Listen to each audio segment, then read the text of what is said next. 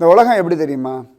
நம்மளால் பிரயோஜனம் இருக்குன்னா கொண்டாடுவார்கள், நம்மளால் பிரயோஜனம் இல்லைன்னா கை கழுவத்தான் பார்ப்பார்கள்.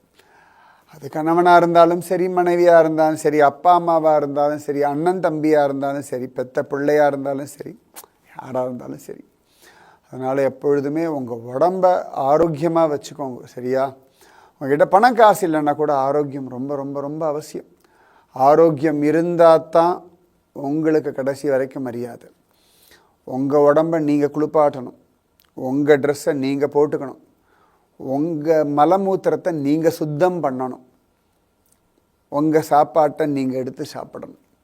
அப்பொழுது இந்த வாழ்க்கையில் தொந்தரவு இல்லாமல் வாழலாம். நீங்கள் பெரிய கோடீஸ்வரனாகவே இருந்தாலும் ஆரோக்கியம் இல்லை அப்படின்னா உங்கள் ரூம் பக்கம் கூட ஆள் வரமாட்டான். நான் சொல்கிறது கசப்பாக இருக்கும், ஆனால் இதுதான் யதார்த்தம். ரொம்ப அவசியம். நோயற்ற வாழ்வே குறைவற்ற செல்வம். அதனால் ஆரோக்கியத்தில் மட்டும் காம்ப்ரமைஸே வேண்டாம். பல கோடி ரூபாய் ஓடி ஓடி சம்பாதிக்கிறேன், நான் ராப்பகலாக உழைக்கிறேன். யாருக்கு?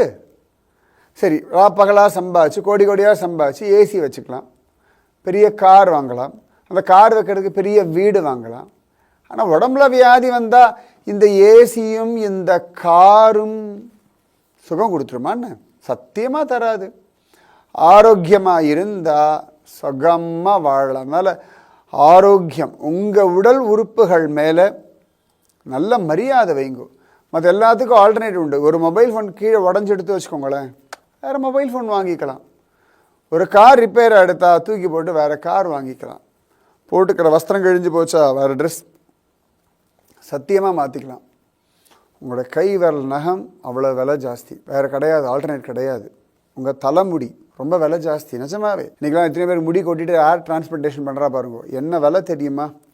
இயற்கையாக கிடைக்கிறதுனால அதுக்கு அவமரியாதை பண்ணோம்னா அதுக்கு நம்ம கொடுக்க வேண்டிய விலை ரொம்ப ஜாஸ்தி. உங்களுடைய ஒரு கண்ணுக்கு எத்தனை கோடி ரூபாய் கொடுத்தாலும் சமானம் இல்லை.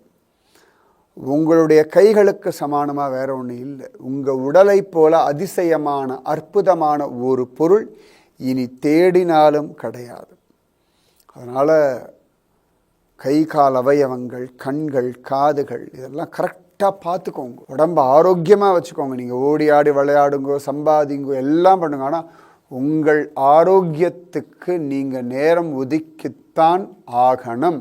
ஆரோக்கியத்தை இழந்துட்டு வேற எதை சம்பாதிச்சு என்ன பண்ணுறது?